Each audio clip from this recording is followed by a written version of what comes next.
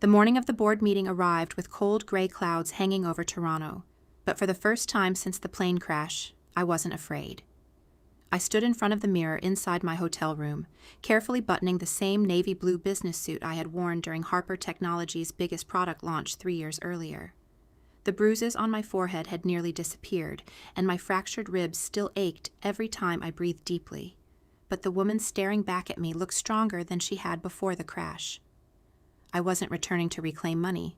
I wasn't returning for revenge. I was returning because the company thousands of employees depended on had been built with honesty, and I refused to let greed destroy everything I had sacrificed to create.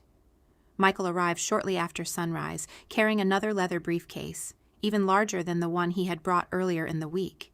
This time, it contained every piece of evidence we had collected. Inside were certified copies of fraudulent bank transfers, photographs of forged legal documents, hidden camera recordings, maintenance emails, security footage, witness statements, and financial records that connected every lie together. Michael placed the briefcase on the table and looked directly into my eyes. "Once you walk into that building," he said quietly, "there's no going back." I smiled for the first time in weeks. I never planned on going back. I'm moving forward. At the same time, across the city, Jason Harper was living the happiest morning of his life. He stood inside my mansion adjusting an expensive Italian suit while Monica carefully straightened his burgundy tie. Champagne chilled inside an ice bucket in anticipation of the celebration they believed would happen after the meeting. Television crews had already begun gathering outside Harper Technology's headquarters, eager to cover the appointment of the company's new CEO. Jason practiced his acceptance speech one final time in front of the living room mirror. "Today isn't about replacing Evelyn," he rehearsed confidently. "It's about honoring her vision while leading Harper Technologies into the future." Monica applauded proudly before kissing his cheek. Neither of them noticed the hidden camera in the corner, silently recording every second. The boardroom on the 35th floor buzzed with nervous conversations as directors, executives, investors, and attorneys filled every chair around the polished walnut conference table. At the far end of the room stood a giant presentation screen displaying my smiling company portrait beside the words, "Honoring our founder." Flowers decorated the stage where Jason would soon accept his appointment. Many employees still wore black ribbons in memory of my death. Several quietly wiped tears from their eyes. Watching them through a security monitor in a nearby room nearly overwhelmed me with emotion. Unlike my family, these people had truly mourned. Michael checked his watch. "The police are in position." I nodded. Our legal team was ready. The company's outside attorneys were ready. The investigators were ready. Only one thing remained. Waiting. Jason entered the boardroom exactly at 10 o'clock. Everyone stood and applauded. Some executives shook his hand. Others embraced him. News cameras flashed continuously as he smiled with practiced humility, pretending to carry the unbearable burden of losing his beloved sister. Monica sat proudly in the front row, wearing an elegant white designer dress and a diamond necklace she had purchased only days after my funeral. The company's attorney placed the appointment documents neatly on the podium, waiting for Jason's signature. Jason stepped toward the microphone. "Thank you all for believing in me during this difficult time." The room became silent. He continued speaking with perfect confidence.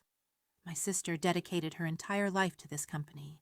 She believed leadership was about courage, honesty, and family. Today I promise to continue everything she started." Several board members applauded. One investor even wiped away tears. Jason lowered his head dramatically. "I know Evelyn would be proud." Before he could continue, the massive boardroom doors slowly opened. Every head turned. High heels echoed across the marble floor. One step, then another. Silence filled the room so completely that even the camera shutters stopped clicking. I walked inside, alive. For several seconds, nobody moved. Nobody spoke. Nobody even breathed. A coffee cup slipped from someone's hand and shattered across the floor. One executive whispered, "Impossible." Another stood up so quickly his chair crashed backward. Monica's face turned completely white. Jason stared directly at me with absolute disbelief. His mouth opened.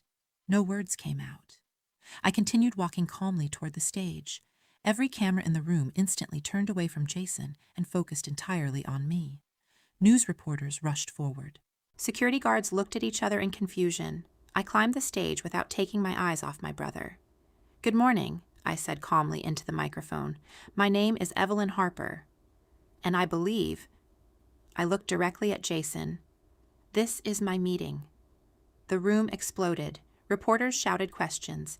Employees gasped. Some people began crying openly. Others applauded. Jason stumbled backward several steps. His hands started shaking. "Evelyn." He could barely speak. "You're alive?" I smiled slightly. "Clearly." Monica grabbed Jason's arm. "This can't be happening." Jason finally found his voice. "This is wonderful," he shouted loudly enough for the cameras to hear. "My sister is alive." He rushed forward with open arms, pretending to hug me. I quietly raised my hand. "Don't." He froze. "You already buried me once." The room became silent again. I turned toward the audience. "I spent the last 3 weeks discovering what happened after everyone believed I died," Jason interrupted. "Evelyn, this isn't the place." I looked at him. "You're right." It should have happened at my funeral. Several board members exchanged confused looks. I nodded toward Michael. He wheeled a large monitor beside the stage. The lights dimmed. A video began playing. The first clip showed Jason and Monica raising champagne glasses only hours after my funeral. Jason's own voice echoed across the boardroom. "To being rich." Nobody spoke. The second video appeared. Jason unlocking my office late at night. The third, Monica laughing while discussing legal documents. The fourth, hidden footage of forged signatures. Gasps filled the room. One board member slowly removed his glasses and stared at the screen in disbelief. Jason stepped toward the monitor. "Those videos are edited." Michael calmly handed a remote to our attorney. The attorney displayed certified timestamps, security authentication reports, and forensic verification, confirming every recording was genuine. Jason's confidence disappeared instantly. Monica's hands began trembling. I stepped closer. "You told everyone you wanted to honor my legacy." I looked around the room. "Instead, you celebrated my death." Nobody defended them. Nobody moved. Even the reporters remained silent. Jason looked desperately toward several executives who had supported him only moments earlier. Every one of them looked away. Then Michael opened the large leather briefcase.